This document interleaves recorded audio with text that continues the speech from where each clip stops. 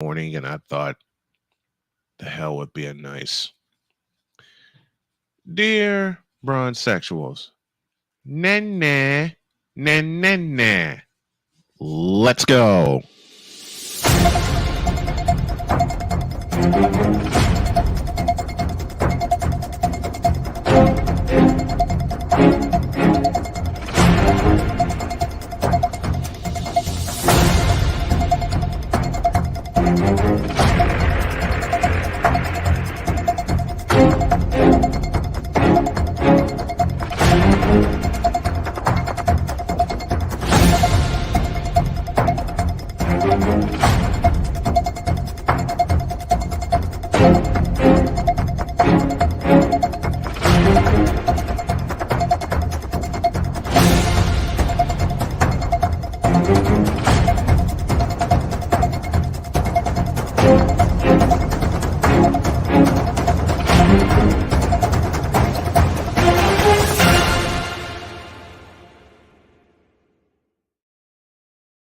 Can't do it. We'll do it live. Do it live!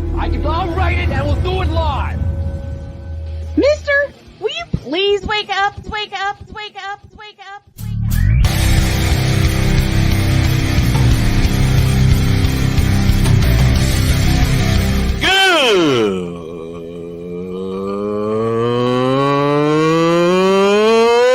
Good morning!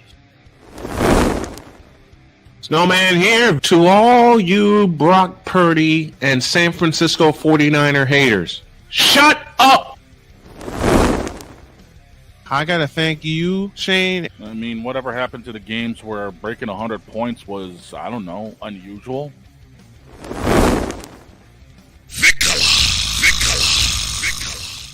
There was one word to sum up the All-Star weekend. Trays. Cause we take this job so serious. Splash Brothers, yes. Ray Allen, replace him with Steve Kerr. Reggie Miller, yeah.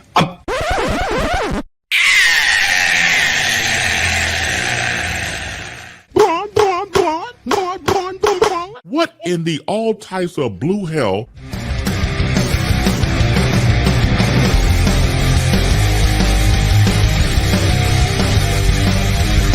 Oh, yeah! Ah, dang it. This is why we're working out all the kinks before we launch season 11 in the fall. Okay, I got to bring up my soundboard before I even greet the folks. This morning, I'm going to ask a very obvious question. Mr. Shane, why do you have such a eating grin on your face? Could it be because your beloved Boston Celtics claimed number 18 last night in very dominant fashion? This is what you call the Jeremy Clarkson smug look. And yes, I'm going to be wearing it for a while. LeBron fans, get used to it. I hope you wear it forever, man. Now with that out of the way, good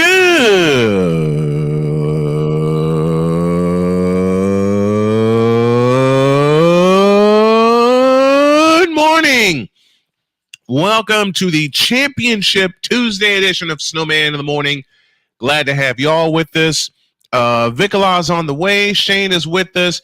Arrow, man, we got a full lineup today. Jason Tacanio at 10:30.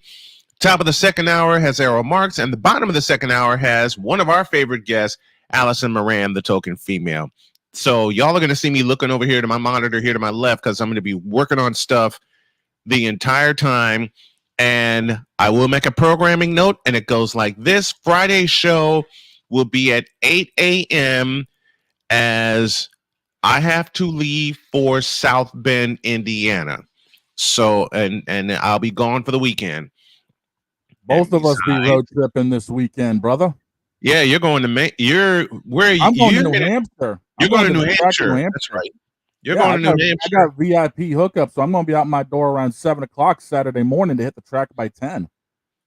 Well, as for me, Saturday is a very significant day for me because it is my beautiful wife's birthday. Hey, my love for. We are going to bleeping celebrate. Looks like we're going to be sending a lot of pictures in the group chat. Sorry, boys. Damn right. Damn right. A chance to go road tripping with my honey for the weekend? Hell yeah, I'll take it. Me in the garage and on pit road in New Hampshire? Yes, please. Give me all of that and then some. Well, why don't we do the obvious? What we came here to do? Because as I mentioned, we got Jason DeCanio as we go from the stretch at the bottom of the hour, arrow marks at the top of hour 2, and Allison Moran at the bottom of hour 2. And Victor, get your Rudy Poo candy ass in here. Doggone it. Let's just kick it like this. Let's just kick it like this. Not Dallas, so fast. Listen, the Dallas Mavericks had a foot put in their ass again. Yeah, they did. Yeah, they did. I mean, plain and simple. And we said that would happen. Yeah, we absolutely said that would happen. I called it in 5. No, you said 5. I wanted 4. I wanted anarchy. I wanted full blown anarchy. Damn it! But I knew Dallas was going to end up taking it at home. I got some anarchy because of the way the Celtics kicked the Mavericks' ass last night. Oh my God, it was beautiful, wasn't it? The defensive clinic that was put on at the end, near the end of that game was just beautiful. It was complete masterclass. Speaking of masterclass, it begs the question: are we seeing a dynasty put together now, finally, by the Boston Celtics with this core? Yes. We had the chance against Golden State, but Golden State beat us in 2022 because they were the much better team. I'm not going to make any bones about it. Dallas, however, I will say this: do not be surprised if the Warriors rise again from the Western Conference. Oh, I wouldn't be surprised. I wouldn't be surprised to see Golden State rise up. I wouldn't be surprised to see Denver have a chip on their shoulders. Oh, hell yeah. And Denver's going to have a chip on their shoulder after the way they choked away the Western semifinal series against Minnesota. Easily. I wouldn't be surprised to see Minnesota in this, to be honest with you. I wouldn't know. Yeah, there you go. There's a young team that's hungry. And they had a taste of the Western Conference Finals, which was their first West Final appearance since 2004 with Kevin Garnett in the bunch. Yeah. I wouldn't be surprised to see Minnesota there, but here's the thing. Who in the East can stack up to Boston right now? Nobody. Exactly. Nobody. Ain't nobody stacking up to not with that lineup. No. Are you crazy? Not with that lineup. And we're gonna retain most of the core coming into next season. Oh yeah. I'm excited to see what gives for this Boston Celtics team and how far they can go. Now here's the thing. I'm excited for you for them. Here's the thing. We're gonna have a healthy Porzingis going into next season because he's getting work done on his right leg. Yep.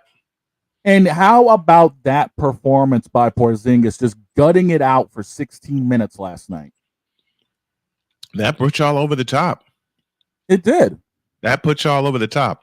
I need to explain the drink that I have. Well, my wife gave me a few of these water flavors with 0 calories.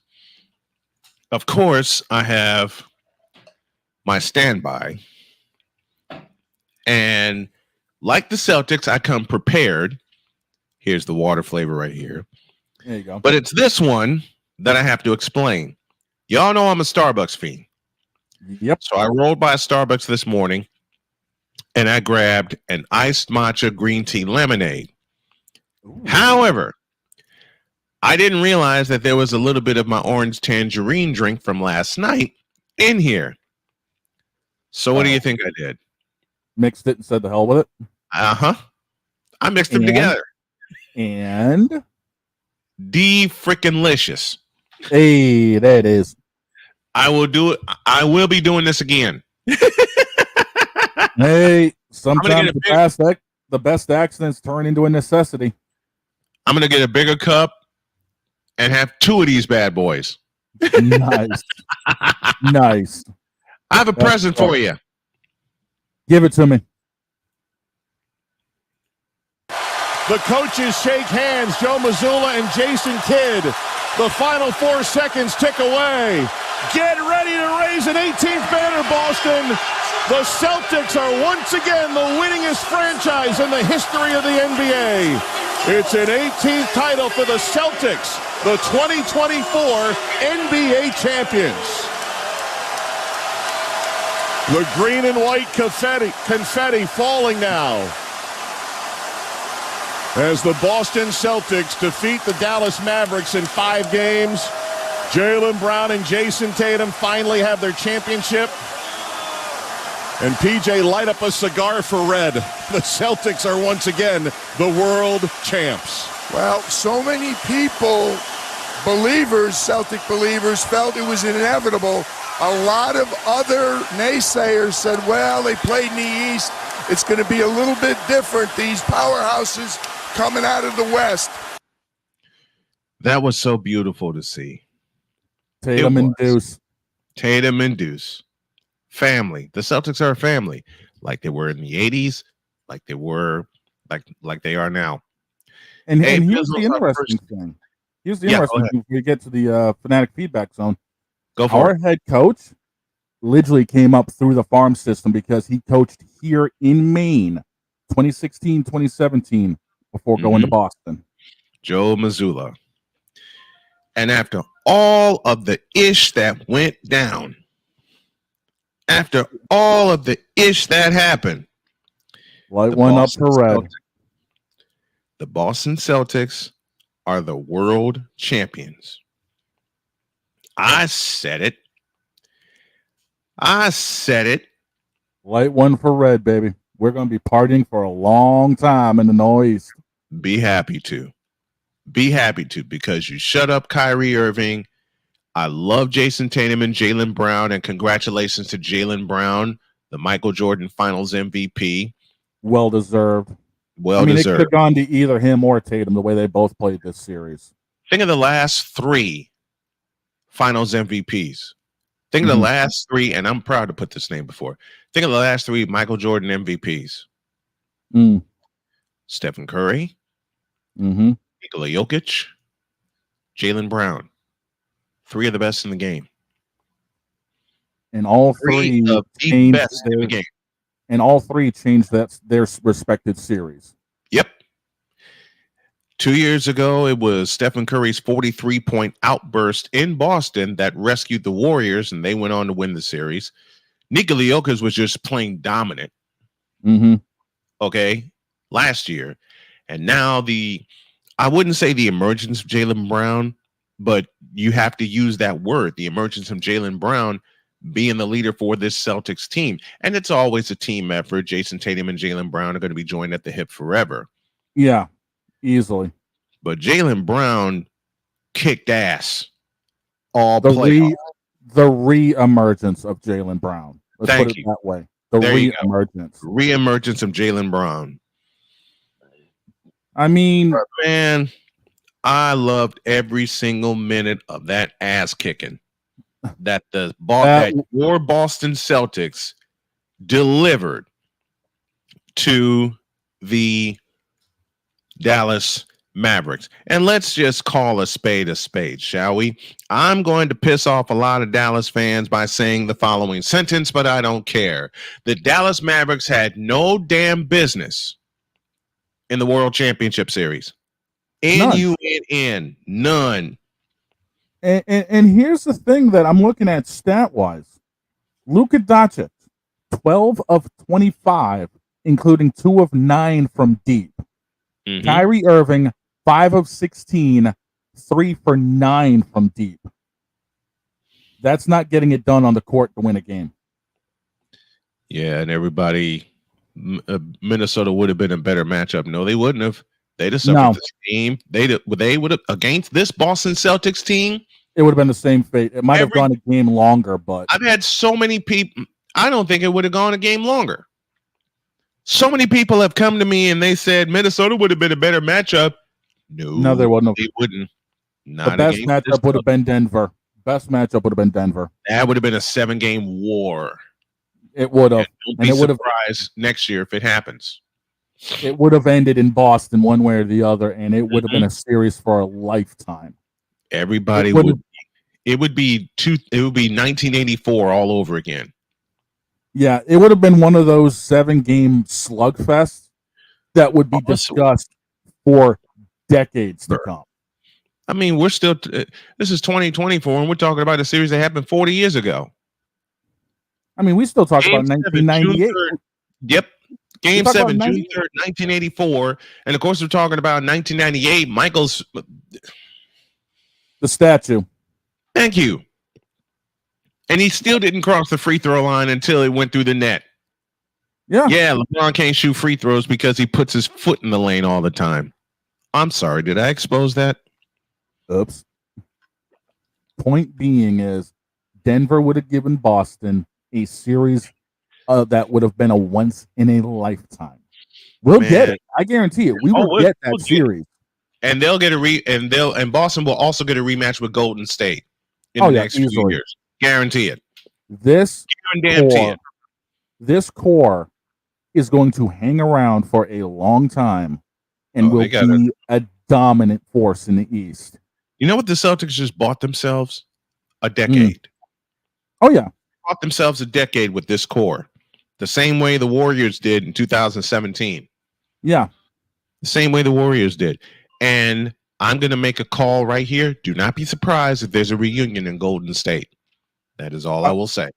I wouldn't be surprised either, to be honest with you. And you already know who I'm talking about. Oh, yeah. You already know who I'm talking about. But congratulations to the Boston Celtics. They are your 2024 NBA World Champions. Take a pause for the cause, and when we come back, we're going to shoot the stuff around, and then the Mets on a 6-game winning streak. Huh? What in the blue hell? When did they pull this off? I don't know. But Jason will come on and help us discuss it, even though my lips are curling thinking about the Mets, the Mets. My brain is hurting thinking about a 6-game winning streak for the Mets. Your brain is hurting. Imagine how he feels. We'll talk about it after this.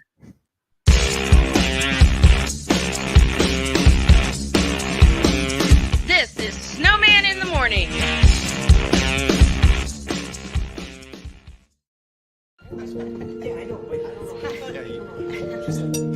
Look at that. It's so sad.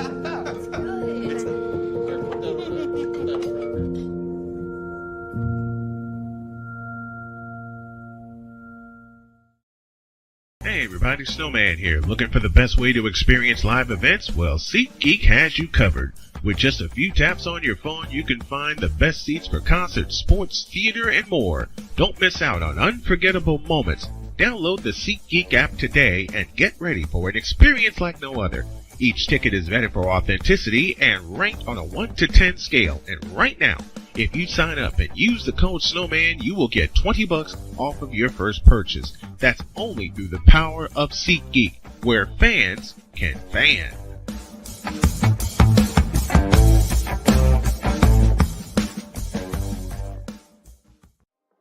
In a world where chronicles of the past are brought to the streams, whether the content is relatable or completely beyond your realm of life, there is no shadow of a doubt that this show is absolutely full of shenanigans. Get ready for D. Willie in the evening. this Sunday at 10:05 p.m. Eastern. Exclusively on Sertoba Media, where the struggle is real to be awesome.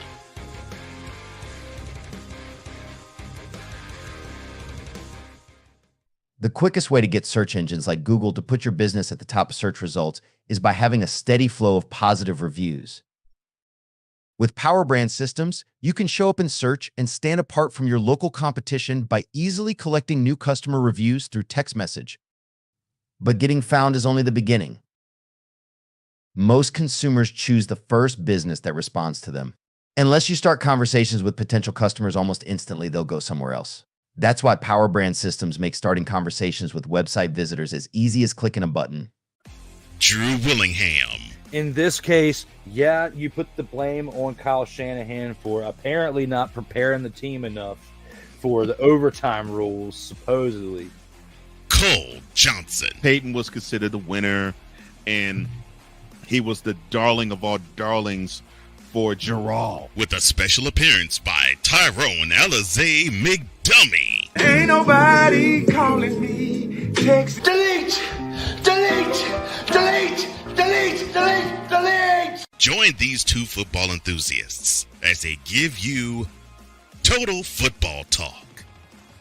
Live every Monday at 4 p.m. Eastern, 3 p.m. Central on the Sertoba Media and the Comey Media YouTube channels.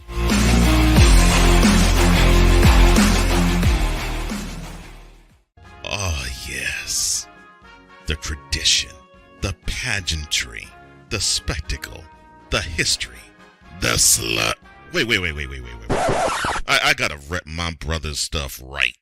All my DMV soldiers, stand up! And welcome to the Commander's Gridiron Report. You want your commanders to be repped right? Well, D. Willie is your man. Commander's Gridiron Report. Every Tuesday at 11:05 a.m. Eastern, 10:05 a.m. Central on the Sertoba Media YouTube channel. Music by J. Cool. Where my soldiers, right side, commanders. Where my soldiers, left side. Are you ready to upgrade your coffee game? Prepare for an invasion of flavor with Invader Coffee. It's the caffeinated elixir that fuels champions, the blend that pushes boundaries.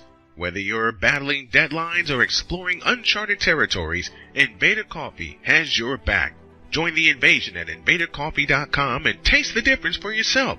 Use the code SNOWMAN for 15% off your first order. Invader Coffee, veteran owned.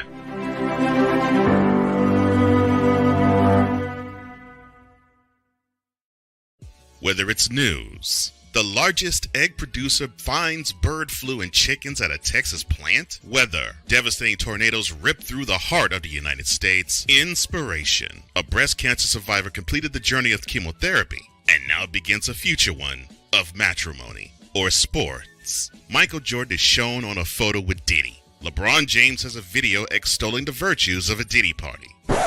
This has been yet another Beating a Dead Horse presentation. We got you covered. BS3 Network proudly presents The Morning Shift with Cole Johnson. Live every weekday morning beginning April 29th at 8 a.m. Eastern, 7 a.m. Central.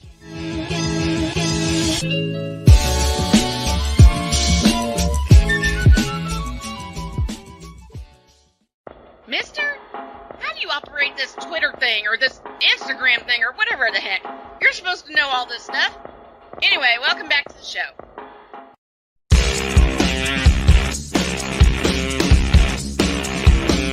This is Snowman in the Morning.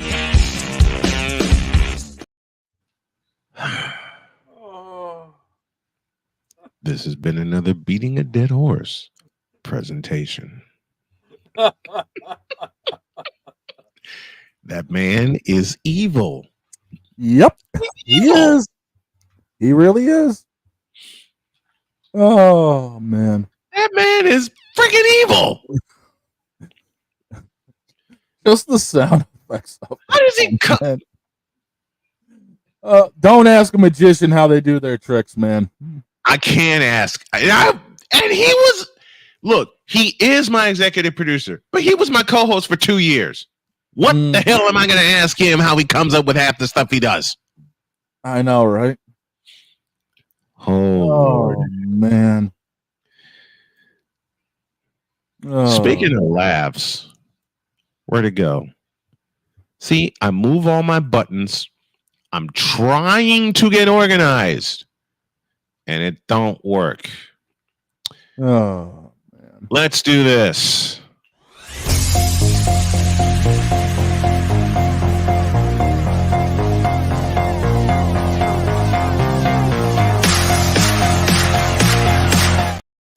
On the Coffee Guest Line, we have Jason DeCanio as we go from the stretch. Good morning, Jason. How are you? Good morning, troops. I'm doing fantastic. I had a fantastic night. Look at that. I wonder why. I was sleeping on Met Heaven last night, knowing those guys were rocking me to sleep with a 14-2 pounding of the current World Series champions, Texas Walker, Texas Ranger, Chuck Norris, whatever you want to call those people out there. See, and this proves my point that the American League West is up for grabs. That's right.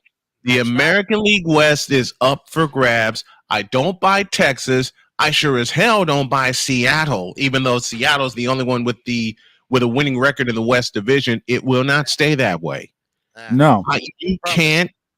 Listen, by August, you won't be able to count out the Houston Astros. People think I'm nuts. Are they going to come back from 9? But look, do y'all know what they did last year? They got off to a horrible start. They were minus Jose Altuve for part of the season. Yep. And who won on the last day to claim the West? Houston.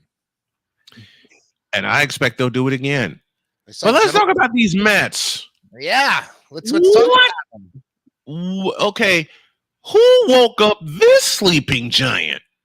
His name is J.D. Martinez, and he's come to play ball for the Queens boys.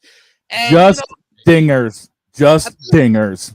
Wait a minute now. Hold on. Before you even get there, the whole team is really getting a lift from J.D. Martinez. But you know what? The big question I have for all of you out there is, who do we give up? Do we give up Alonso or do we give up Martinez? Now, we're stupid for giving up Martinez, but do we trade Alonso? He's the big talk of the trade coming in about another month. So this guy, look, he's getting you guys would be stupid to give up either one of them. I know. I'm sorry. Y'all would be better. You guys would be better. You'd be better off. Every team gives up such good players in their roster to try to better the team, and it's a money-hungry sport. I don't care what it is. Everybody wants more money, more money, more money, more money, more money. And I'm like, come on, you guys are already making millions. Play the damn game and just freaking go out there and do your job and stop whining and complaining. If you're having a slump, fix it. You guys honestly would be better off giving up Lindor than Alonso or JD. Lindor is too dedicated to his job. He's going to be with us for the next. He signed a 10-year contract. This guy. For what? Or almost, I would think, a lot of money, like 14, 15 million. I would think over 10 years. He's dedicated to the job. The guy likes playing in Queens. They all like playing on there. They all like playing on there, and they're finally getting that lift that they so well deserve. A 6-game winning streak against some, I would say, okay, they're below 500, but these are the games that they need to be winning against these teams and not giving up the runs. And I'll tell you what, I'll take 14-2. I'll take 15-0 anytime, because a cushion like that, they're going to score runs, but they shut them down and only held them to 2 runs. We got 20 hits last night, bro. 20 hits. We were popping singles all over the place. Oh, it was like hit them. When was the last time the New York Mets, got 20 hits in a game? I think the last time they scored 24 runs against the Phillies, if you recall, what was it, 24-5 or something, where they even had it there. Even one of their infielders was throwing pitches because they were losing so bad. We're not trotting out the bullpen anymore. We're throwing an infielder in there. You can take the heat. Yeah, forget about it. That's like, and the infielder throws like knuckleball after knuckleball after knuckleball, and then they wind up screwing themselves into the dirt, trying to pull themselves out, trying to swing at that thing. This is why I love baseball, because crazy things happen all the time. Crazy things happen. Yep. So And the I was craziest one of all happens to be the Mets on a 6-game winning streak, and I would give have me said this. I would have been happy if we had the 5-game, and I would have said we lost one, but still we were on that 5-game. Now we're on a 6, and I can honestly say I'm sending out the vibes. I think for all intents purposes, I'm sending out some good vibes. I'm the last 2 weeks I've been sending out some interesting, signals. And that's you think I'm weird, you can think I'm just crazy or something, but the brain triggers, if you focus on enough things, good positive things, you will ignite something. And apparently you ignited a load of TNT under the Mets' ass. That's right, but somebody else did too. I don't know what it was. Maybe it was Jorge Lopez from about a month ago after he told his team you're nothing but trash. There's some bulletin board material. Yeah, I mean, for sure. Lots of bulletin board material. Yeah. And I got to, Jay, I must, in joking fashion, I got to, about your positivity. And it's true that you have to stay positive, folks. You do. But to pick on Jason, I just have to say, with your positive thinking, and I'll say it again, and Lord knows we all need it given the 21st century. Yeah. But again, to pick on Jason, I gotta say, what in the all types of blue hell? Let me make a call to Agent J and Agent K. I'll be right back. Hey, remember one thing, you guys, your Pepto and Crown is what's going to keep you guys going. Pepto and Crown, that's the official drink. You know what? Yo, listen, one of these mornings. You're going to have Pepto and Crown. One of these mornings, just as a prop for Jason on Tuesdays, I'm going to have Pepto and Crown on this desk. Yep. And if I know my wife, she's going to walk by here, take a look at that set before she heads off to work, and she's going to repeat her question of, Mister, will you please wake up? And while I'm going sound crazy again, she's gonna walk by here and ask, Mister, will you please wake up? And when I explain who the prop is for, she's gonna look at me and go, "You fool!" And just. I guarantee you, I'm gonna see that and walk off. You're gonna do a Gilbert Godfrey on you, bro. I know. Yeah. I know. That's who I borrowed that from and recorded that sound. You fool! I borrowed it from Gilbert Gottfried. Hey, we stand at 34 and 37, but I think we're only like 1.5 games back of the wild card. We're wild card material, my friend. The next team that y'all face is the Chicago Cubs, if my schedule tells me correct. After you beat the Rangers. Yes, and right now the Cubs are actually slipping. I have one request. I have one request of you. I have one request of your Mets. Yes. Kick the Cubs' asses, please. Will do. You can book it. Put it in the book. Howie Rose says, right? Yeah. Put it in the book. Put it in the book. Kick the Cubs' ass. Can I say something? Look at this National League Central Division and look at how the Cardinals came from dead last to second place, only 5.5 out. Realize we were talking about the Redbirds about 3 weeks ago, and we said those guys are in the basement, they ain't going nowhere. Look at how they turned around. They're 7-3 in their last 10 games. Now, who was the first to predict the Cardinals would rise out of the basement? That's this guy. Yeah. I've been a Cardinal fan since Whitey Herzog. Okay? That's this guy.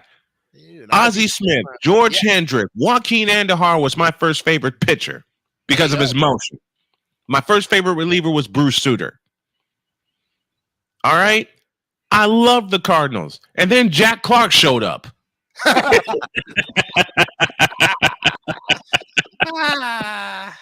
And then Jack Clark showed up in 1985 and delivered the best home run that I saw up until that point. Then Darryl Strawberry showed up. Then Kevin McReynolds showed up. Then Gary Carter showed up. And then Lenny Dykstra walked up the Astros in 10 innings before college football. Yeah. Y'all remember when playoff games were like in the afternoon? Yep. Especially on Saturdays before the primetime college football matchup. Oh, yeah. You were thinking when in 86, when ABC had both the league championship series, Yeah. I would think that Keith Jackson would do the Mets game and then get on a plane and fly to a college football site. You know, and you gotta address the fact that those announcers were multi-sport announcers. Yep. They didn't just announce for one team; they announced for multiple sports. I mean, like you said, go announce a baseball game. Okay, where am I going next? Oh, you're gonna do the World Cup. Oh, Mm-hmm. Look at where the World Cup is. Take me there. We're going. Look at Al Michaels. You Look at Al remember Michaels. Monty Hall, right? Oh, Al Monty Hall from Let's Make a Deal, right? In Yes. this interview, this man had said he was given the opportunity to do the Wembley Cup, but he had to give it up because he had one of the game shows that he was hosting here in the States. He couldn't do the Wembley Cup. He so wanted to do it.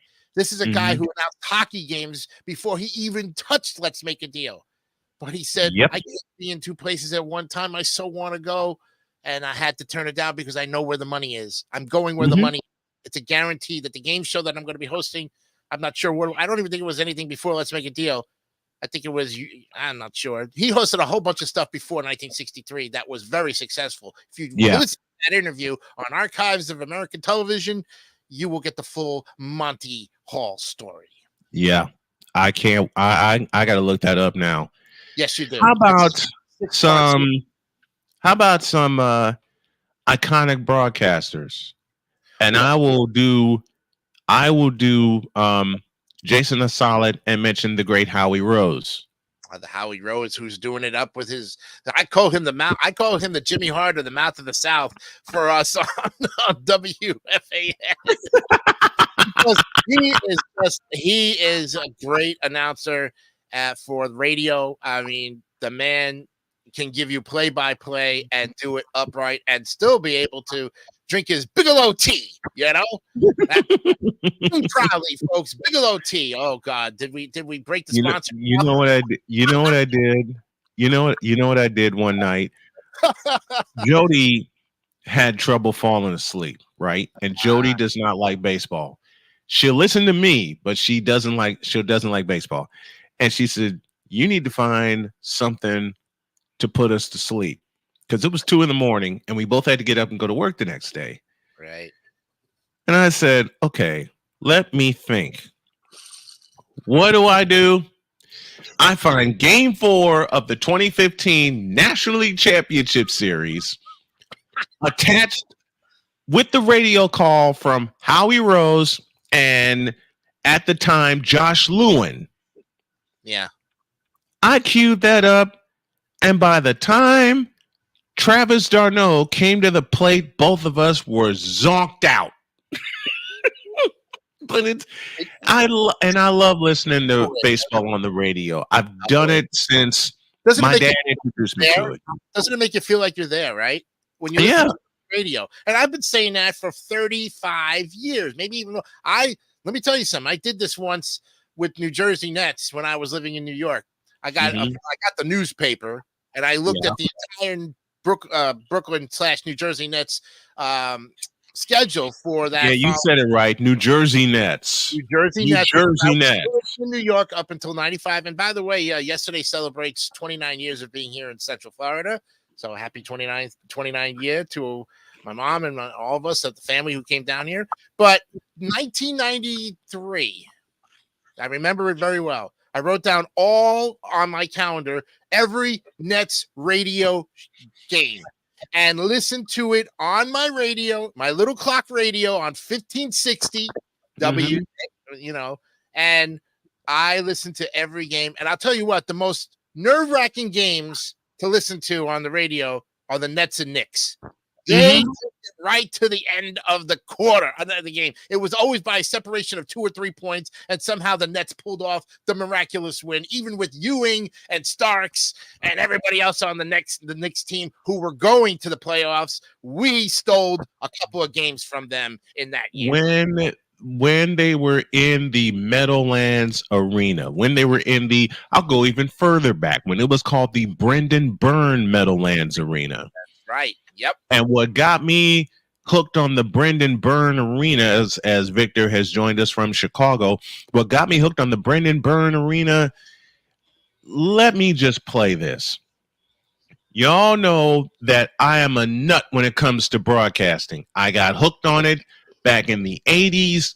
I started in the 90s covering games, and all kinds of different themes go through my head. But what got me hooked on the National Basketball Association was this.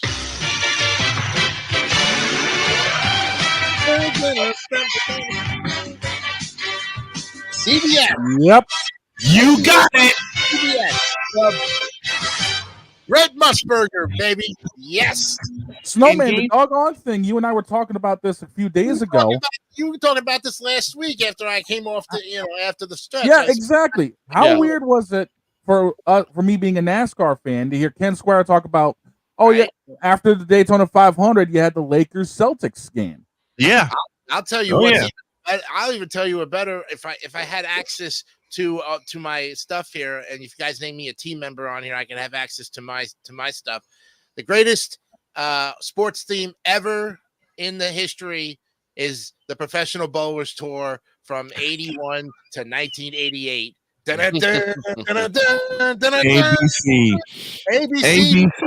Bowlers Tour with Chris Schenkel and Nelson Burton. Oh my God, Chris Schenkel. Theme. Nobody, very few people remember Chris Schenkel. Not only bowling was Chris Schenkel's forte, but the Olympics. He did the Olympics, but he also did the NBA when it was on ABC because he called Willis Reed's entrance in 1970 into the Garden after he got a shot because his leg was messed up. Right. He called Chris Schenkel did that. They had the blue curtain, and his broadcast partner noticed Willis Reed walking out of the locker room.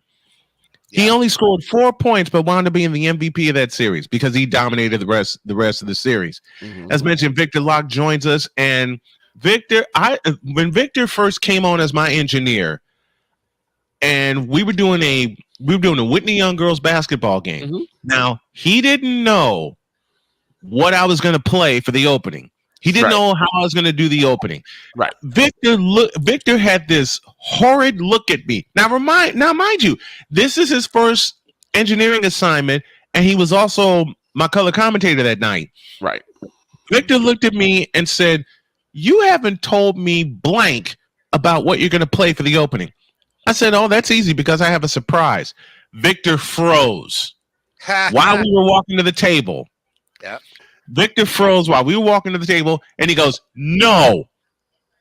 The hell you mean, no? You are not springing a surprise on me. Not here, not now.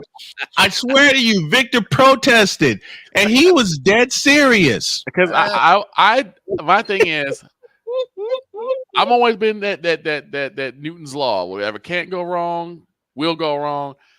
I don't like surprises at that point. I want to make sure everything is uniformed and ready to go. And I'd rather stick with what works. Yeah, if it ain't broke, what Victor didn't know is that I had taken care of everything, all the commercial breaks, because I stayed up the night before editing it. I had put it all together, put it all on the sound base, but I actually had a blank page on my sound base.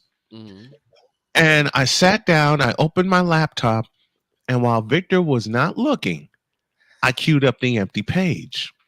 Right. Victor took a look at that page and damn near choked me. Like, there's nothing here. Because Victor's going, "I don't have any buttons to push." I said, "Sure you do."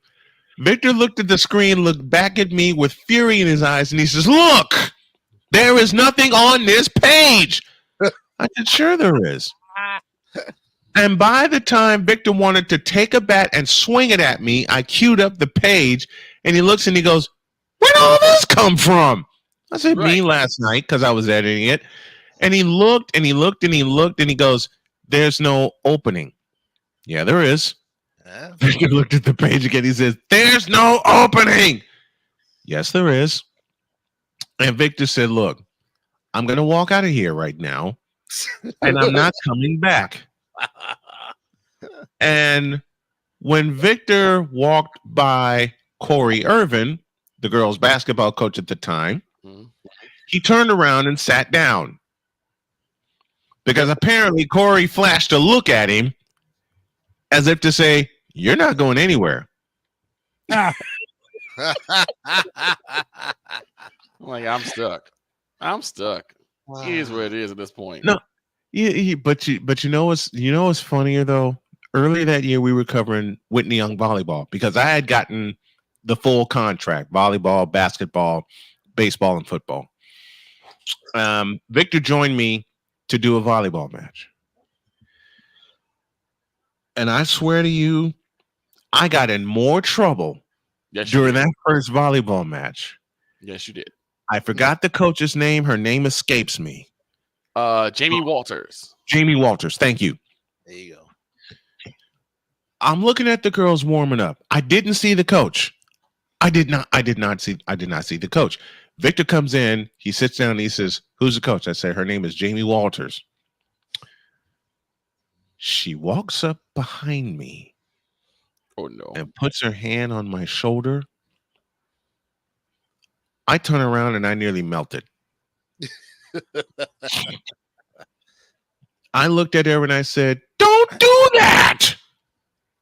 And that would be then melting in the snow, even though it gets better. That day got crazy for both of us. This was 2007. It gets better. Volleyball comes right at our table while the girls are warming up. Victor catches it and walks back, and then Laura Castleberry shows up for him. Right. By this time, Victor's blushing. I'm blushing. We both sit down, look at each other, and go, "This is not going to end well." No. And by that time, they were playing their biggest rival, and the division title was hanging in the balance. Yep. And we were both praying for a 3-game sweep. Yeah. We were both praying Whitney Young just kick their ass so we can go home. Right. Nope. It went all 5 games, and each one went extra points. Yep. Each one. That's how good of a matchup that was, though. Oh, it was a great match. Great match. That was a great match. I would like to say, that's a great story, and I'd like to say that every week that I come on here, I'm going to bring some kind of memorabilia or some kind of object onto the show to kind of influence the conversation a little bit. So, like I said, I brought my pillow because you were sleeping on Mets Heaven. I'm on a cloud of orange and blue floating away, and next week you don't know what I'm going to bring. I mean, it could be a Mets cup, it could be hey, I have those starting lineup figurines, by the way. Well, I will show you my collection if I got to go into the garage and go get them, but I think I do have Speaking of cups, yeah, I have one here that's going to make Jason bristle. Oh no. Ooh. Which one? My daughter, Cheyenne, gave me the perfect Christmas present. And it's this. Oh, there you go. Cheyenne gave me this. My wife. 49er diner. There you go, friends. 49er heaven. I'm telling you. And he's wearing this too today. Then there's this that my wife gave me for Valentine's Day. Yeah, you showed us got me this a couple years ago. I agree. Listen, Montana to Clark did it. Yep. Right. Not only did it give me a bunch of cupcakes the next day, but Montana to Clark made me a 49er fan forever. And also Montana to Rice afterwards. And make a prediction before I leave. Oilers Friday gonna seal the deal against not the Oilers, Panthers. They're gonna win against the Oilers. They're up 3-1. Will they do it on Friday? Will they take the cup? They better, or Droid's gonna rip his hair out. Yeah. There's a lot of hair to rip out on that boy's head. I hope the Florida Panthers get it. And I hope they take care of business. Game 5's tonight, and I hope they take care of business. 5 Friday, actually. Saturday. Game 5 is Friday. It's given after the beating they gave them the Panthers 8-1. I couldn't believe it. 8-1. Where was Edmonton then? Florida was dominating. You would think it was the '85 Oilers. That's right. Game 5 is tonight. Game 6 is Friday. Game 5 is tonight. It's a 3-1 series lead for the Panthers.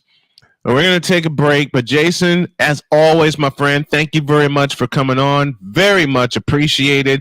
You don't know what memorabilia he's going to have next week, but he's going to have something. Jason, thank you very much, my friend. I really appreciate it. Thank you. See you guys next week.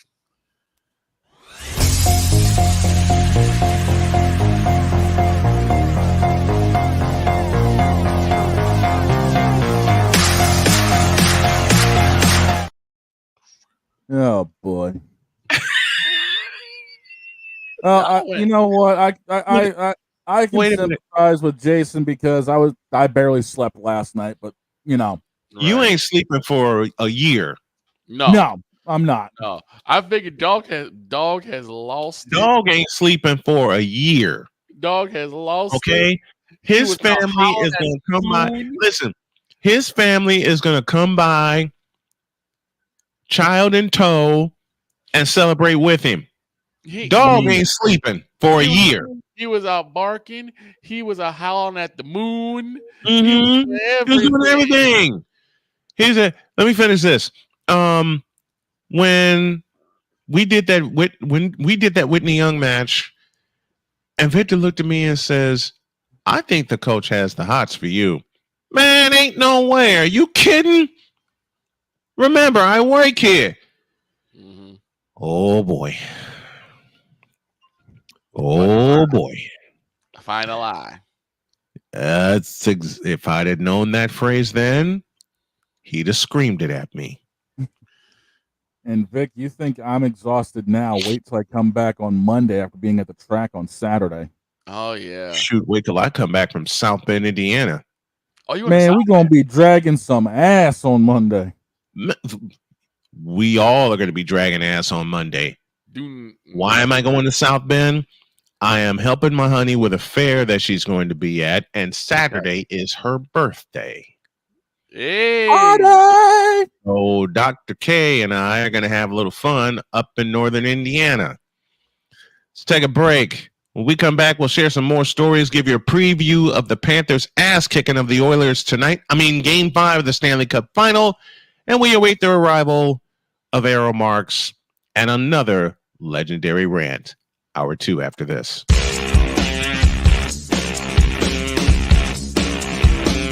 This is Snowman in the Morning.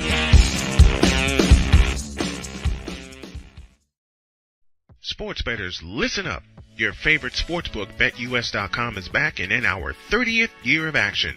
With live in-game betting, incredible odds with daily odds boosters, props and parlays, fast payouts, and exceptional one-to-one customer service, we got it all.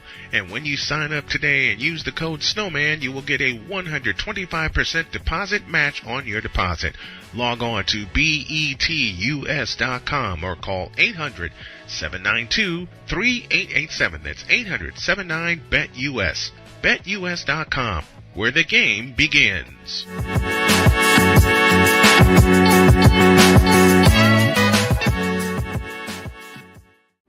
Are you ready to upgrade your coffee game? Prepare for an invasion of flavor with Invader Coffee. It's the caffeinated elixir that fuels champions, the blend that pushes boundaries. Whether you're battling deadlines or exploring uncharted territories, Invader Coffee has your back. Join the invasion at InvaderCoffee.com and taste the difference for yourself. Use the code SNOWMAN for 15% off your first order. Invader Coffee, veteran owned.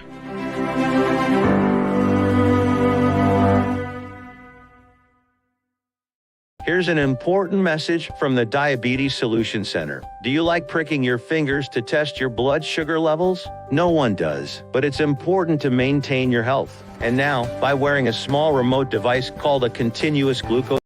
Mister, how do you operate this Twitter thing or this Instagram thing or whatever the heck? You're supposed to know all this stuff. Anyway, welcome back to the show. 11:01, 1 minute after the hour, and brace yourself, folks. Here's the man in charge of the Worldwide Sports Radio Network, where you can see us every Monday through Friday morning, Mr. Errol Marks himself. Big E, what's going on, man? What's going on, boys? How are you? What Good. up, brother? How you doing? Now, we're just going to sit back and let you cut loose. Well, I'm promoting Northwell right now because I work for Northwell during the day. So why not? Promote them. Yes. The DX shameless plug always helps. Of course. They're not paying me for it. So I don't know. Right. They should. Listen, look what I'm promoting here, okay? Two things. My favorite team and my favorite person, which is my wife, who gave me this present, okay? I like it. It looks good on you, man. You lost a lot of weight. You look good.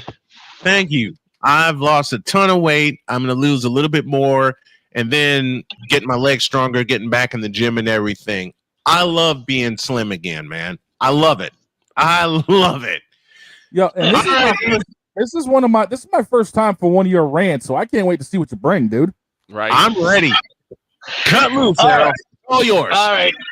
All right. So first of all, you guys can listen to me on the Sports Loudmouth every single Tuesdays and Thursdays at 7 p.m. with me and Speedy. It's a great show. We have great content as far as the guests. We have the best in the business, and we just love to pound it in and make sure that people understand what sports is, the passion of sports, and just how loud we can get and how funny we can be. So we're very, very funny. I do a lot of crazy things. So stay tuned. Tonight will be another show at 7 o'clock. It's one of the craziest shows you'll ever watch. I promise you. Indeed it is. Right. All right. So let's get into the Boston so-called Celtics. And of course, my team wins the championship. I'm here for the first time for a rant, and you're going to rip into my team. Okay, I see how it is. All right, here's the thing. And my rant with the Boston Celtics isn't that they didn't deserve it. They were the best team in the NBA all season long, no question. But you want to know something? When you look at that team, and everybody keeps talking about Porzingis really did nothing in the playoffs. Yes, he played well in game number 1 and game number 2, but he did nothing. He showed up yesterday. He probably itched his ass, and that was about it. Okay? The Boston Celtics beat nobody. They beat nobody. They went through the playoffs beating no one. They beat Miami without Jimmy Buckets. Then they go on and they play the Cavaliers. They barely played. They barely played Donovan Mitchell. And then they go into the Eastern Conference Finals, not against the Knicks. And even if they played the Knicks weren't 100% healthy. All you see is Julius Randle and the so-called Knicks show up to game night at the Celtic game, showing up and speaking because they weren't even in the finals.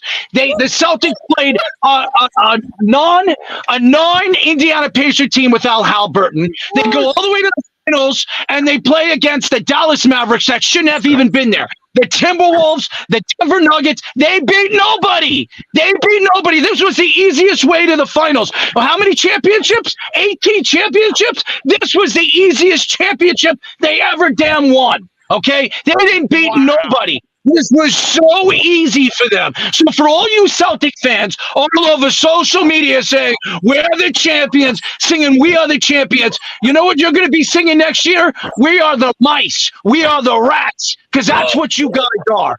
You guys sit there, you can go on your freaking rants and rave, you could go and do your parades, you could sit there with Jason Tatum, who I love, by the way, because I'm a Duke Blue Devil fan, and Jaylen Brown, who, by the way, never shows up to the big game.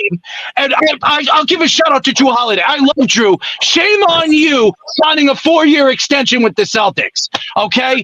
And Al Horford, are you kidding me? Old man Al sitting there crying the blues yesterday? I'd rather cry to a baby's mom. I can't sit there and listen to any of the Celtic fans sit there and tell me, oh, we're the champions. We were the best team in the league. You didn't beat anybody. You didn't beat the Denver Nuggets, the champions. You didn't beat the Timberwolves. Hey, you would have been better off playing LeBron James in the finals because Luka Doncic and Kyrie Irving out each other after the fight. After the fight was over, because that's what it was. It was a fight between two players, Luka Doncic and Kyrie Irving. They didn't even get along in the finals. They were going at each other every single game. I mean, and by the way, what is it with the Mavericks? Okay, after the game, they say, "Oh, well deserved," but throughout the playoffs, all they kept doing was, quoting themselves as, "We're the best team. We want to prove ourselves. This, and that, and this." You had a chance to prove yourself in the finals against a team you could have beaten. You beat the Timberwolves, a team that smashed around the Denver Nuggets, and you couldn't even get over the hump to a undersized Boston Celtic team. Okay, that's all I'm going to say about the Boston Celtics. Now, okay, let's go on to the haters like Jerry Recco, okay, that took shots at Juan Soto because he doesn't want to play injured. He doesn't want to play injured. Let me tell you something about Jerry Recco. Great guy. He really is. His this morning hour with whatever his name is. I know who his name is, but I don't even want to mention it. Okay. They goes out there and he wants to sell his product to the nation, wants to sell his product to the New York fans. And he goes out and says, Juan Soto, hey, Jerry, who do you root for? Oh, I'm sorry. You root for the New York Mets, okay, who absolutely suck. And you know what? You sit there and you talk about the Yankees that are the best team in baseball, first team to 50 wins, best pitching staff in baseball, best lineup in baseball, and you got something to say. Here's what I'm going to say to Jerry Recco. Jerry, don't quit your day job. Stick to the play-by-play. Because as far as I'm concerned, when you're speaking as a broadcaster or a podcaster, I don't want to listen to you. I have no reason to listen to you. Okay? You want to sit there and pretend that you're a Met fan, or you want to pretend that you know about New York sports? Maybe you should keep it in your pie hole. All right. Now, as far as the New York Knicks are concerned, the New York Knicks, Josh Hart and Julius Randle showing up to the NBA Finals. What are you guys doing? What are you doing? Why would you sit there? And by the way, shame on ESPN for not letting Josh Hart speak when he was there. He said, what, 2 words? And then you have Julius Randle, who can't speak a lick. The guy complains more than he freaking plays basketball. I don't want to hear Julius Randle. The guy stinks. The guy's a bricklayer. He goes into the playoffs. He doesn't show up to the playoffs. And when he's not in the playoffs, all he's got to say is sit there and talk about the other teams that they're playing. He stinks. The Knicks need to get rid of him. I don't want to hear about Stephen A. Smith telling me that he was the missing piece for them winning a title. The only missing piece they have is the toilet bowl that Jalen Brunson sits on. Okay? About that. Now, as far as the Ranger fans are concerned, as far as all the Ranger fans are concerned, sitting there and they're saying, "Oh, better luck next year. We're going to be better next year." Okay, you're going to be better next year.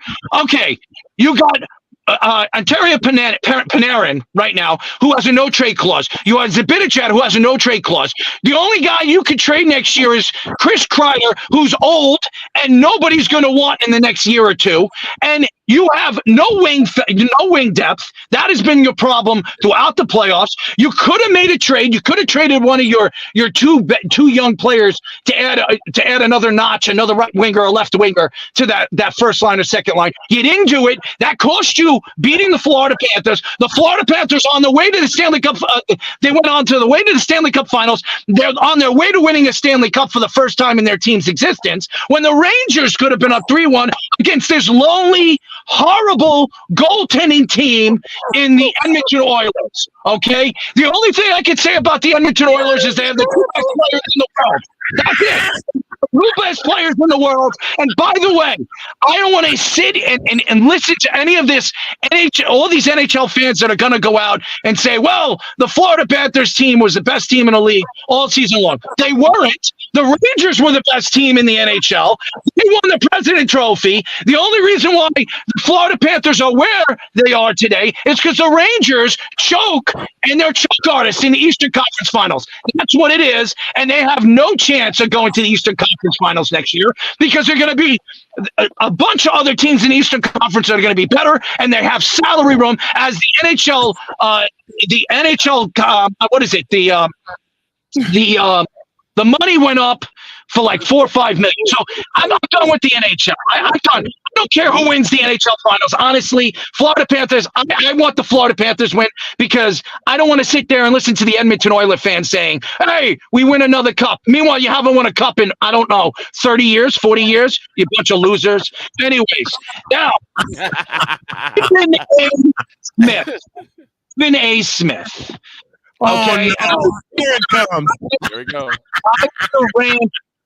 I did a rant on Stephen A. Smith on my show the other day, and I'll give Stephen A. Smith a lot of credit. Mm-hmm. He brings that exposure to the sports world. He brings that personality to the sports world. The problem with Stephen A. Smith, he doesn't know anything about sports. He only knows basketball. He only knows basketball. That's it. That's all he knows is basketball. I love Steven. He's great. He's a great personality. He shows off his comedy on his show, and he brings all these people. I got two things to say to Stephen A. Smith. One, and I'm gonna get into the WNBA thing with the Caitlin Clark thing, because I got a lot to say about that with the USA Olympic team. I've got a lot to say about that, but I'm gonna leave that to my bottom rate over there. But here's actually my bottom Bonnie rate, because I'd rather listen to Bonnie rate than listen to the USA Olympic team make up excuses. Okay, I'm going to say this. All right, Stephen A. Smith needs to stop talking about boxing and mixed martial arts. Please. You know nothing. You know nothing about boxing. You have David Benitez. Yeah, I know. Max Kellerman, at least if I'm listening to Max, I know he knows what he's talking about, at least about boxing. Okay? Yes. All right? He comes out and he has David Benitez on his show. And we all know Canelo Alvarez is ducking him. Canelo Alvarez hasn't beaten anybody. The guy has beaten no one. He's fought guys at the low point of their careers. And then when he fights guys, when he fights guys that are worthy enough to fight him, he's doing steroids, okay? This is the facts, okay? He comes out many, many times saying that I never cheated, I never did this, I just ate a big steak. Let me ask you a question, Canelo. Does a big steak have 50 cc's of steroids in it? Give me the effing... This guy has been nothing but a boxing world. Nothing but a shyster to the boxing world.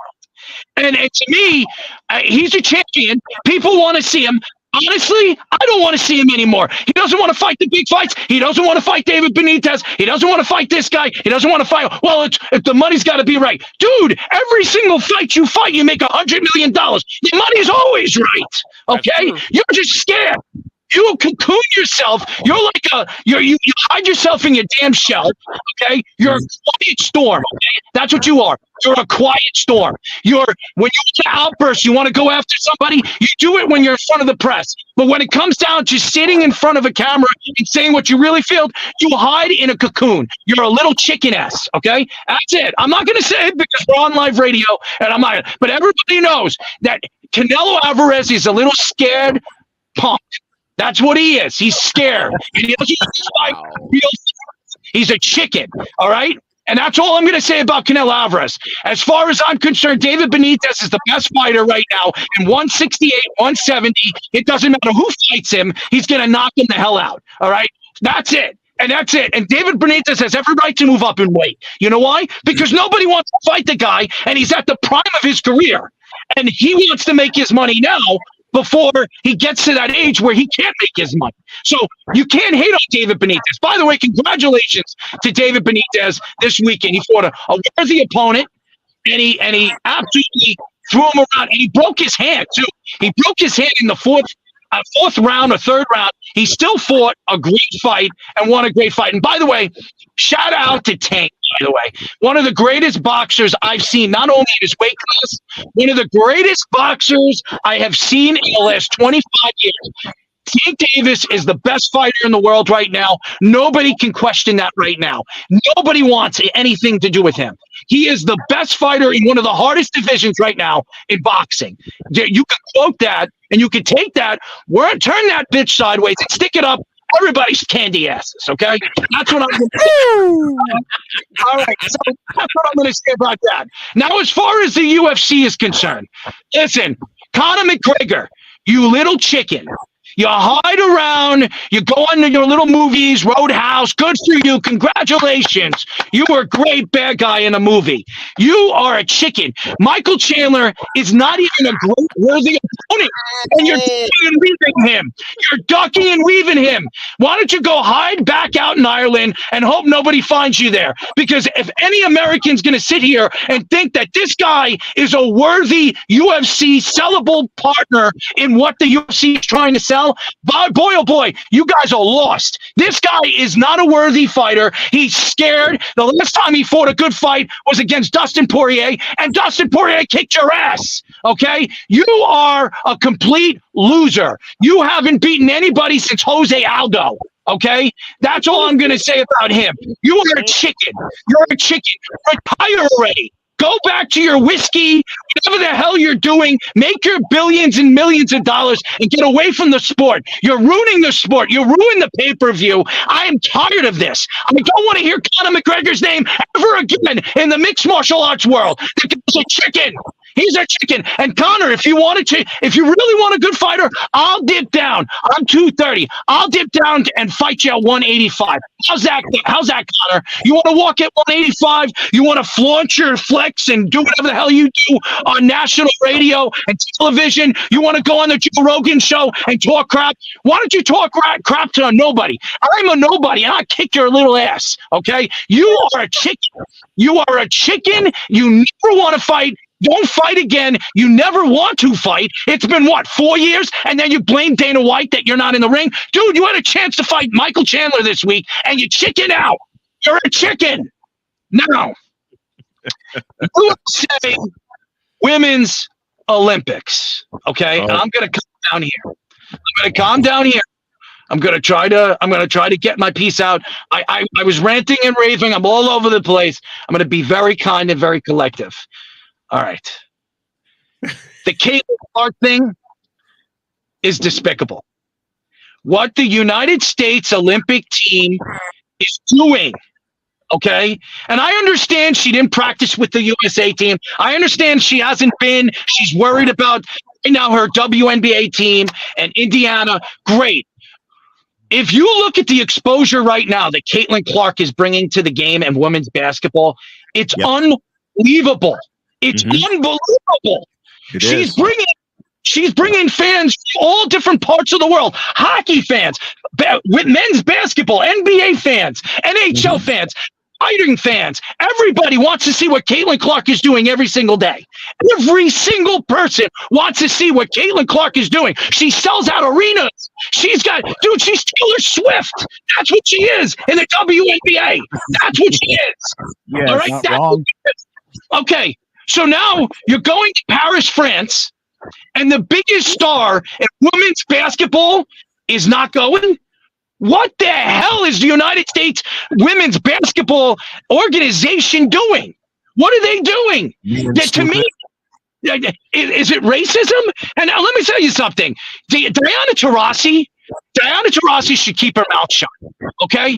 And I don't want to hear Diana Taurasi say she's not a worthy United States, but she didn't do anything. She hasn't earned it. Did you earn as a rookie to play for Team USA? Absolutely not. Candace Parker, were you worthy enough to play for the United States as a rookie? No, you were not.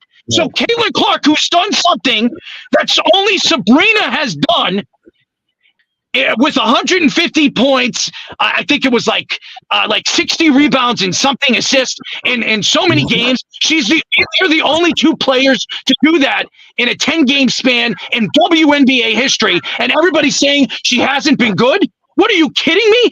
If you look at Steph Curry's numbers, I said this on my show. Steph Curry, who was quoted as only a three-point shooter, didn't Diana Taurasi say that? Didn't Diana Taurasi say she's only a three-point shooter? Diana, how about you? When you came into the WNBA, what were you acknowledged as? A three-point shooter. But everybody loved you. You were loved by everybody else. But Caitlin Clark, you don't want to give Caitlin Clark a lot of respect. Oh, she's just a three-point shooter. Deanna, she's the same person you were, even better. And I'm going to tell you this. Steph Curry's numbers in his rookie season are identical. Absolutely identical. To Caitlin Clark's, okay? And I'm not saying she's Steph Curry, but look what Steph Curry did for the NBA. He changed the game. Now, I'm not a Steph Curry fan, but he changed the game. Now, everybody's jacking up 36 threes a game. Everybody. The only way you can win is jacking up threes. Caitlin Clark is going to bring young ladies, young women that want to, instead of playing softball, instead of wanting to play hockey and all that, wanting to play women's basketball. She's going to bring she's going to impact women's basketball for the better. Why isn't the USA Olympic team looking at this and seeing that this is so important to bring Caitlin Clark to Paris? It is so very important. Stephen A. Smith, you're absolutely right. I'll give you credit for this. You are absolutely right. You're the only one on First Take that said this, that it is a catastrophe. It's a catastrophe that the WNBA isn't fighting this with the United States Olympic team, that she should be on the USA team. I don't care if she doesn't play. She can sit and ride the bench. She's going to. You just said the key point, and I talked about this last night. Even if she doesn't play a minute in Paris, you're growing the game just by having her presence there on the team. This is a travesty to me to not have Caitlin Clark, the most popular women's basketball player in the 21st century, on the team. No question. And it's a shame. It's a shame. And you know what? And the excuses, and I'm not going to mention any names because you know who you are. I'm not going to mention any of the people running the United States women's basketball team. I'm not going to mention any names. I said it on my show. You know what I feel about you. If you're listening, you can kiss my rear end, okay? I'm going to tell you this. The WNBA is a growing sport. I've gone to many different events, and people have told me, March Madness, nobody wanted to watch the men's March Madness this year. Nobody wanted to watch. Everybody wanted to watch Caitlin Clark and what she was doing in March Madness for the women's. Everybody has said that women's basketball is transitioning. Women's college basketball is transitioning. It's becoming more popular. It's becoming more of a betting line for betting people out there. If you're a betting man or a betting woman, you would rather go and watch a women's basketball game than, a women's college than a men's college basketball game. Mm-hmm. Absolutely.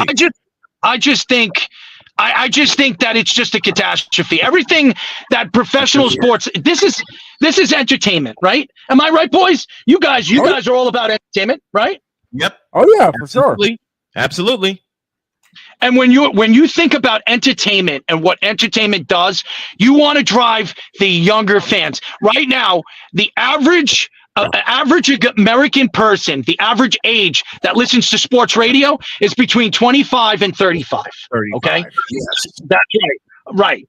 Now, the average sports fan that watches sports religiously is the ages between 25 and 40. Okay? That's what those are the diehard fans, the betting fans. Okay? Now, don't you think if you have somebody like Caitlin Clark driving these young girls to want to watch her to play, where it is going to move up, where people are going to say, hey, you know what? At the age of 10, at the age of 12 and 13, I want to sit and watch women's basketball. I want to sit and watch professional sports now because I'm getting to learn that it's not just all about men. It's about women too. It's about women too. Women are transitioning the game. Eventually, I don't care what anybody says, we're going to see a women's coach in the NBA. Eventually, we're going to see a women's... I can't wait. I can't wait for it. I cannot wait for the day we see a women's coach in the NBA, and it's not too far off. No, it is not too far off from happening. I believe you're going to see a women's basketball player in the NBA eventually. You're going to see it. I don't care what anybody says. You're going to see it. You're going to see it. You can say whatever you want. I see it also. And also, with the NHL in the 90s, they did it with Marshawn Rayum. They did it. She was a goaltender. She was drafted by the Tampa Bay Lightning. She was like I think she was like a fourth or fifth round. I don't remember. Don't quote me on that. She played a couple of games. She didn't cut it. But you're going to see, one day you're going to see these women are fast. If you watch the All-Star game 2 years ago, that was the women All-Stars versus the men All-Stars. You see how fast they are.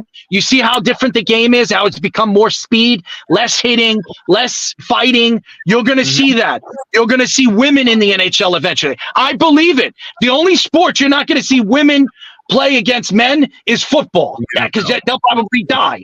Okay. But in baseball too, women can hit, women can pitch. You see women softball pitchers throwing 82 mile per hour with a women's softball. Okay. What do you think they could do with a baseball? So I just think that you got to stop being so sexist. Stop it. The world's got to stop. It's got to change now. You got to look at the real big picture right now. Sports it's graduating. Okay. It's graduating to different heights, and people got to be open to see what the change is. The change is great for all these organizations, advertisements and sponsorships, all you people out there that see what the transition is. And Diana Taurasi, you should see it. Caitlin Clark bringing a shoe deal, the way she's brought it to women's basketball, is going to open up paths for women basketball players to make more money. More money. Oh, yeah. And lots of it's available. We're up against a break, but another legendary rant from Errol Marks, the man in charge of the Worldwide Sports Radio Network. Tonight, 7 p.m., the Sports Loudmouths.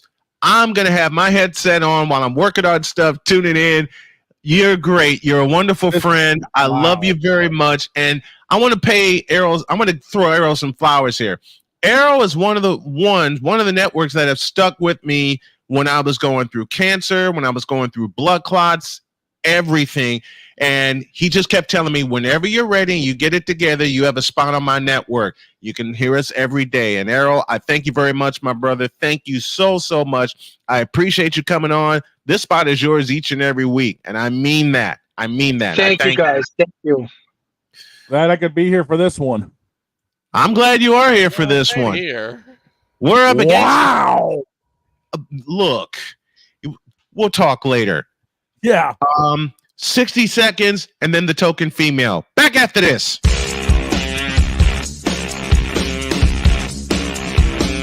This is Snowman in the Morning. Sports bettors, listen up. Your favorite sportsbook, BetUS.com, is back and in our 30th year of action. With live in-game betting, incredible odds with daily odds boosters, props and parlays, fast payouts, and exceptional one-to-one customer service, we got it all. And when you sign up today and use the code SNOWMAN, you will get a 125% deposit match on your deposit. Log on to betus.com or call 800-792-3887. That's 800-79-BET-US. BetUS.com, where the game begins.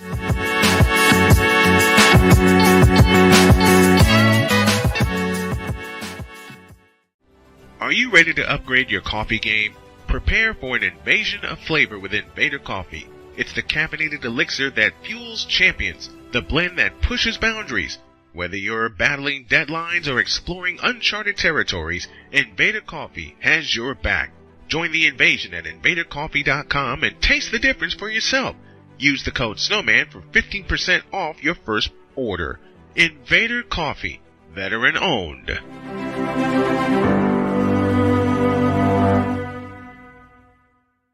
Mister, how do you operate this Twitter thing or this Instagram thing or whatever the heck? You're supposed to know all this stuff. Anyway, welcome back to the show. I kicked over a hornet's nest during the break. Oh, what'd you do now? Oh, no. The question was posed, is Jason Tatum better than Luka Doncic? Yeah. I say, yeah. Luka sucks. Cut him now. Yeah, I shouldn't have said that. Oh, who'd you piss off?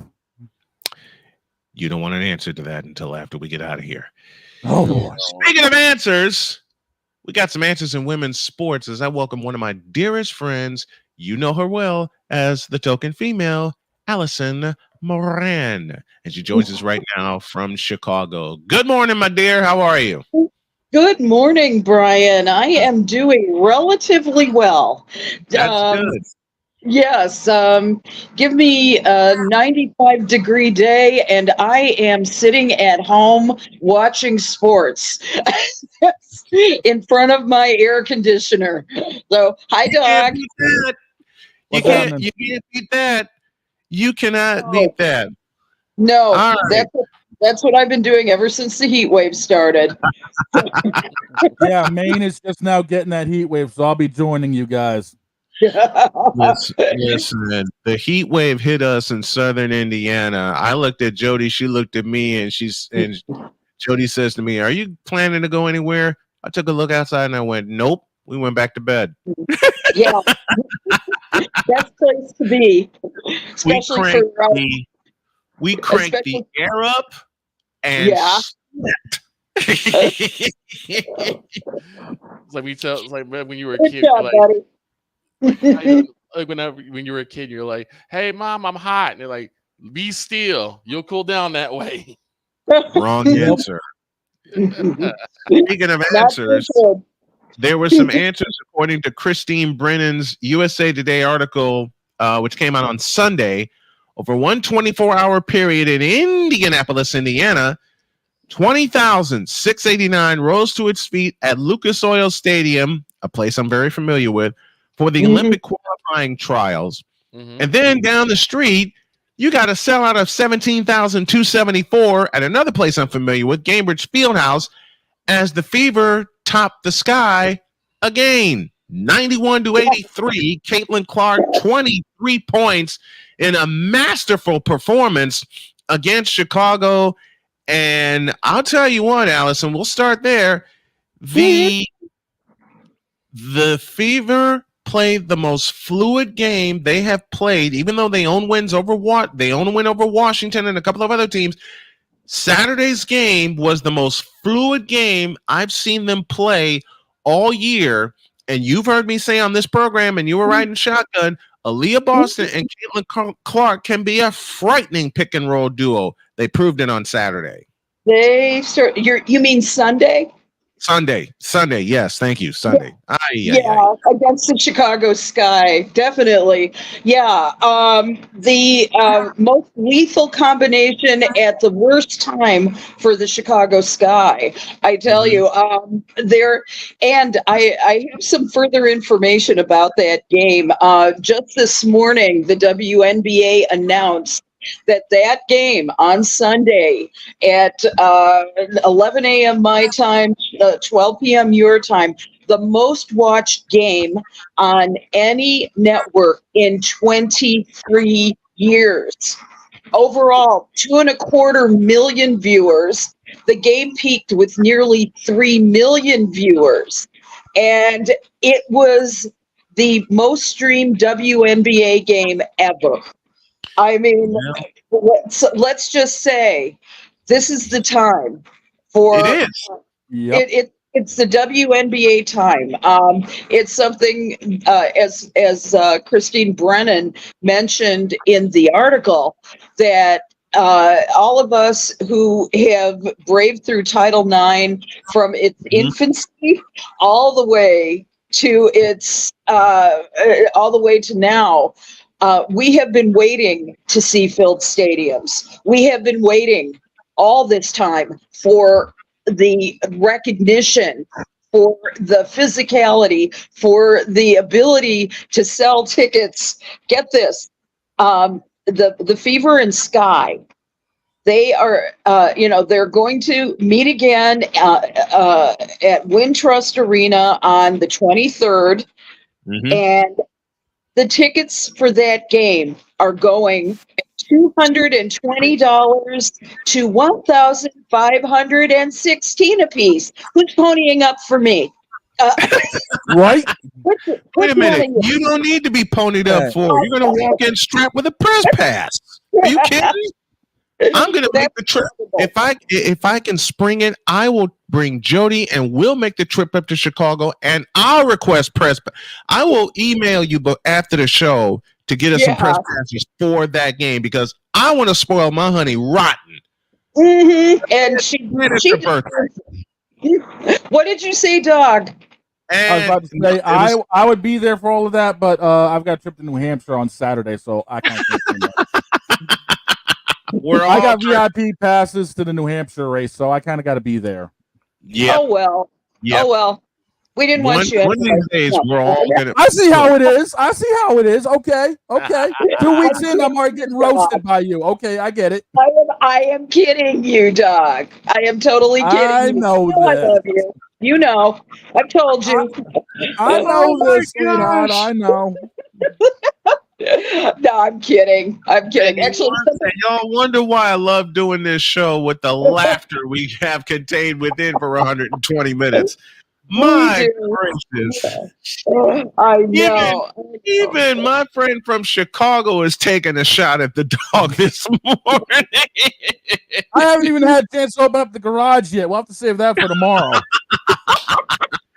We are definitely gonna save that for tomorrow. But that game on Sunday between the Fever and the Sky, I watched it from start to finish. I almost put the headset on for it, but I didn't feel prepared and I wasn't ready.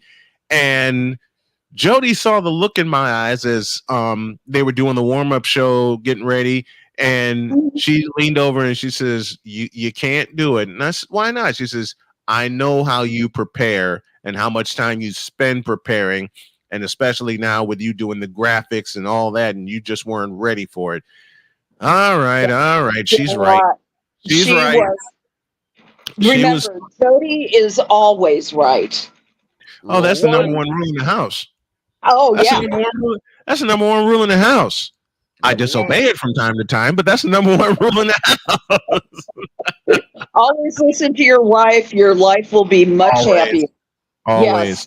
I mean, she saved my life 3 times. How can I not listen to her all the time? Absolutely. How can I not listen to her all the time? Who is going to save the Sky? I have to say, it's they absolutely are having a time of it. If you saw the press conference, one of the reporters asked her on Friday. So after I think it was their 7th straight loss, now they have like 9 straight losses. And the thing is that she actually walked out of the press conference, threw down her headphones, and said. And just said, didn't say anything actually, but the question was so simple. Are you making changes to your lineup? And we got those changes actually on Sunday. They had Lindsey Allen and Kennedy Carter starting instead of Dana Evans and Diamond DeShields, who's been looking for her shot ever since she came back to the Sky and coming off of a serious injury. But the primary thing is that they're not a cohesive unit yet. They are missing each other at every turn. What they really have to be working on is their chemistry. They've got to be working on reading each other and learning how to not be selfish with the ball. They need to play around. I know Angel Reese at one point was grousing about how Marina Mabry had the ball but wasn't able. But she was open. Marina didn't pass to her, but tried to take the outside shot herself. And things like that, little things like that. If they can improve their chemistry, they could have maybe not a contender, but I would have given them mid-pack instead of being close to the bottom at this point. And the thing is that unlike their championship year, you can't build around a team, any one person on this team. They are not superstars. They are workaday people. Angel and Camilla, both of them, they are way too young to lead the team. They don't know they don't know yet how to command the floor. Excuse me, and it bothers me because they could be good. I'm very frustrated with them. It's a very tough thing. They are. I think that Teresa Weatherspoon said it best when she said, "What's the answer? Play 40 minutes of basketball. That down the stretch is the worst. Down that last 2-3 minutes has made the whole difference in the game. They need to get damn aggressive. They need to put the ball. They need to put the ball into, say, an Angel Reese's hands or a Camila Cardoso's hands, and let them do their magic. That's what I think." Now, here's the thing with I think part of it, as I watched the game on Sunday, they're scared to trust Angel Reese down the stretch.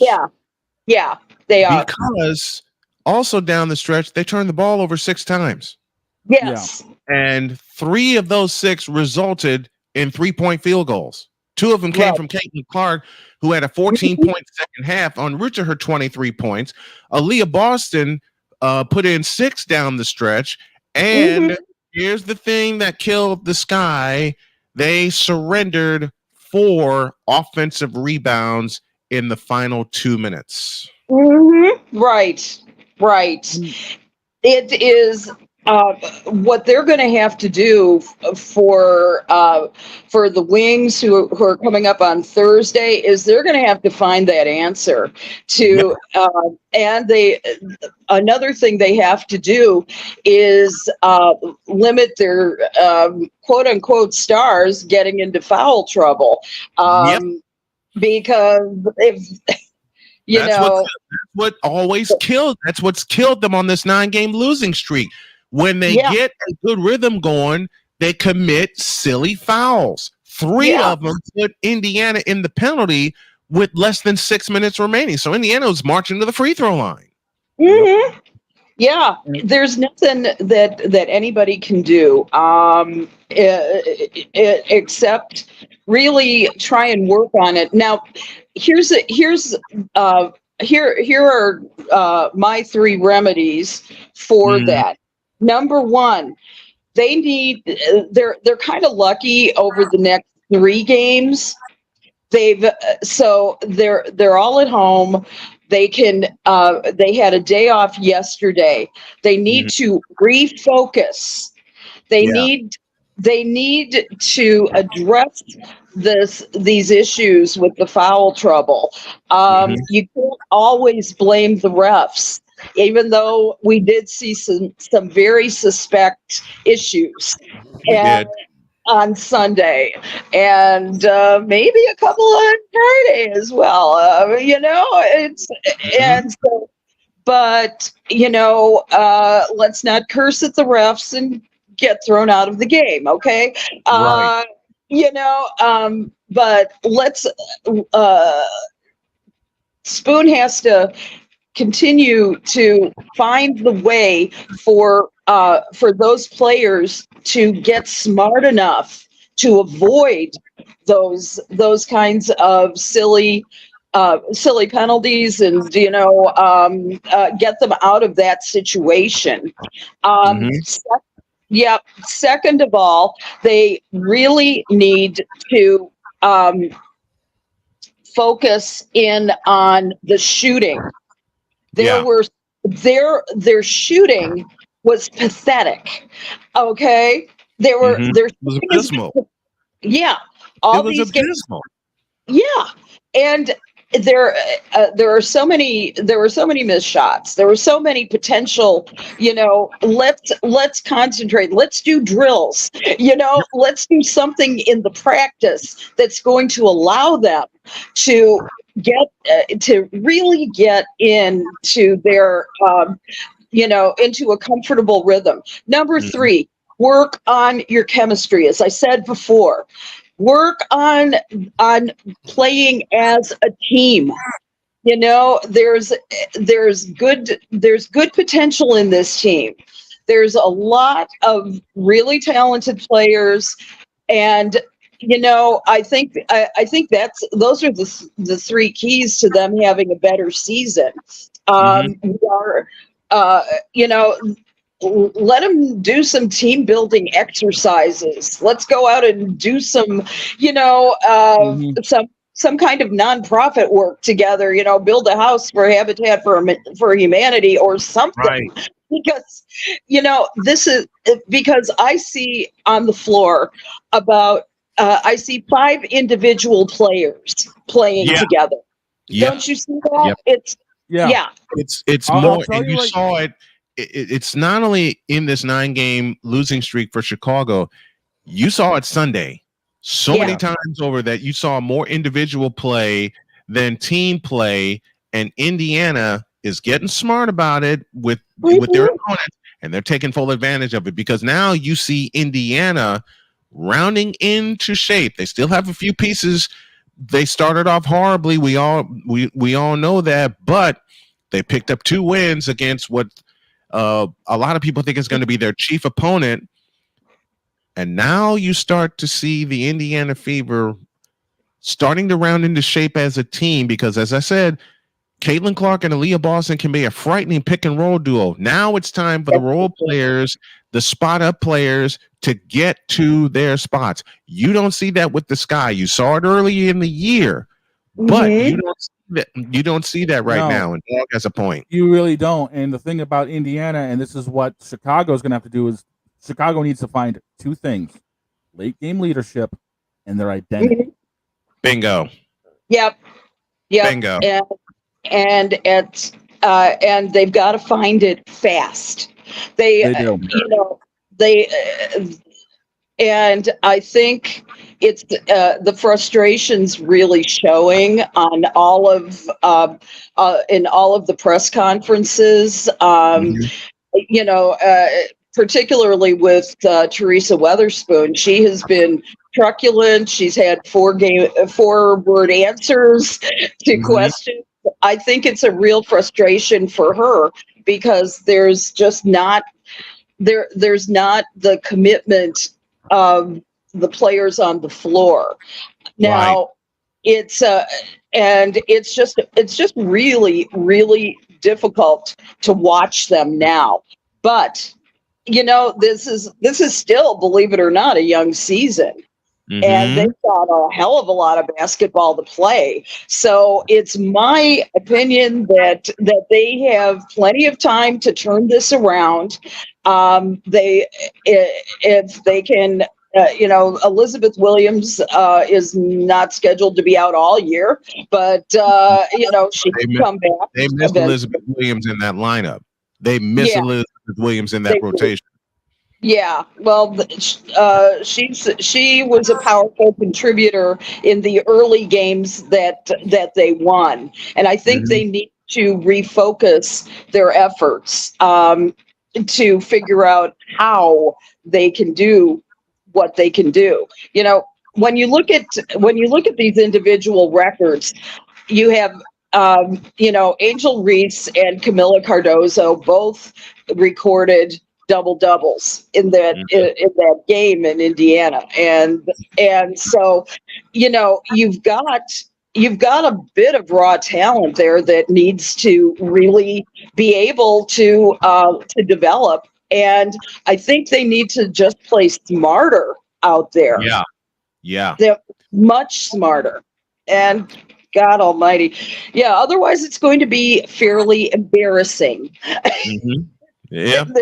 They're heading for a long season if they don't solve this losing streak. Dallas comes into Chicago on Thursday. A couple of breaking news points, thanks to Droid in the back for us.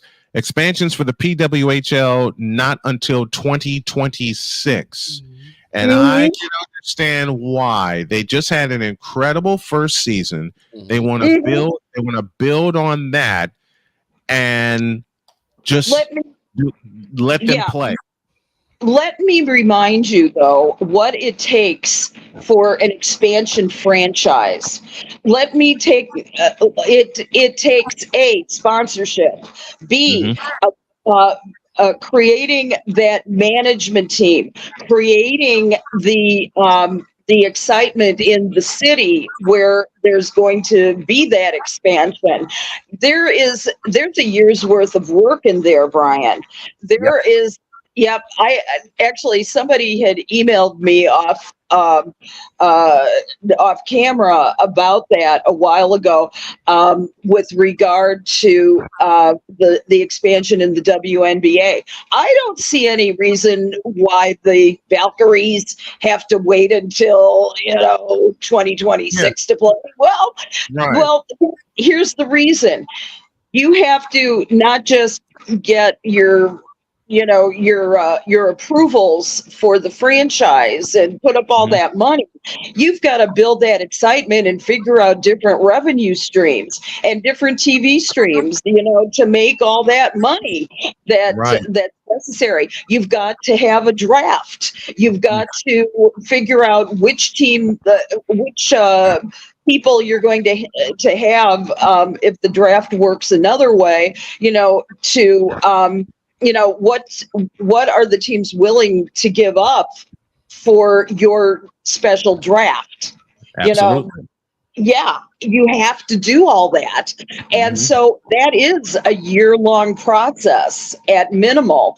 Then you've got to get you've got to build the excitement throughout the PWHL to get tickets bought and venue, all those things. It's a year. You just said it, Allison. It's a years. Note the plural. Years long process. That's why the WNBA is headed for expansion. They've already got Toronto on the radar.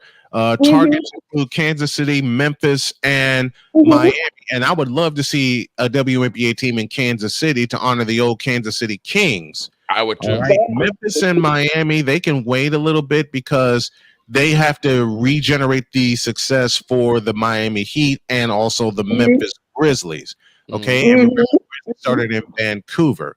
So they may go across the border. Something may change with those selection cities, and they may go across the border depending on how Toronto performs. But because Toronto's already on the radar, Golden State is ready to go.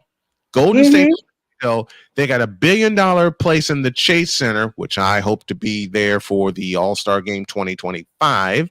And I'm coming with you. I'm coming with you. I'm bringing a lot of people with me when I'll call that game with you for 2025 for the All-Star Game in the Bay Area. But it's like it's a with my brother. A years long process. It's a years long process. But what if they could? George just said in the back, Montreal or Vancouver could be a landing spot because they're appreciating more basketball north of the border. They are really appreciating basketball north of the border.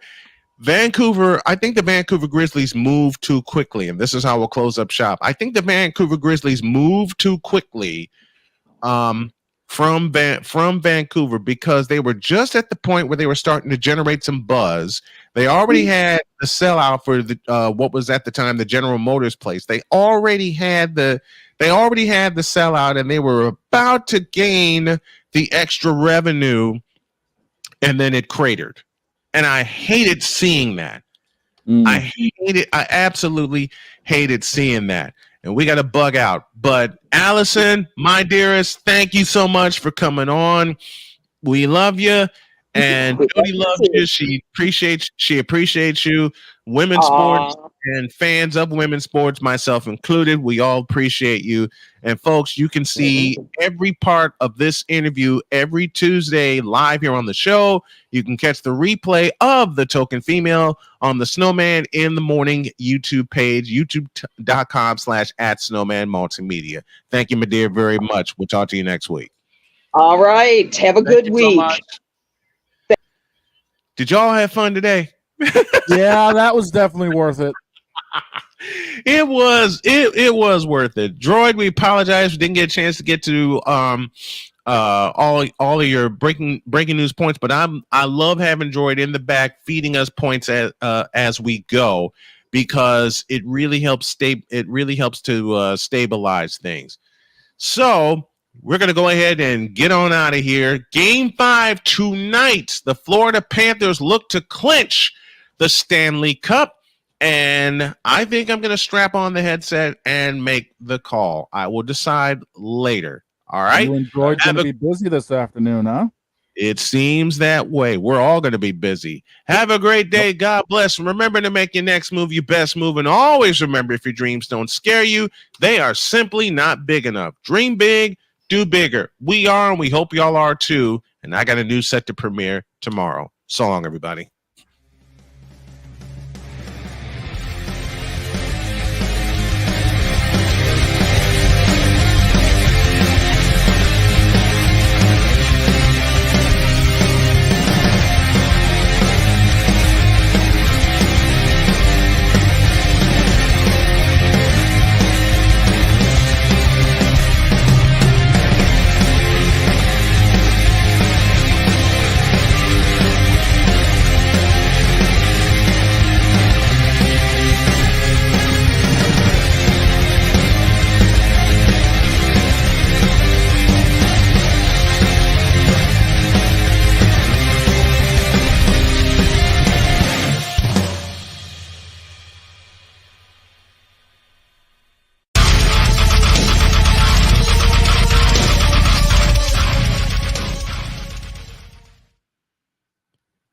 And of course, tomorrow, out.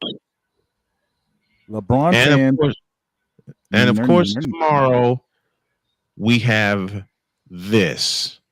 Good gracious! God. Hey, LeBron fans, neener, come get us. Oh God, we're out of here. See you later.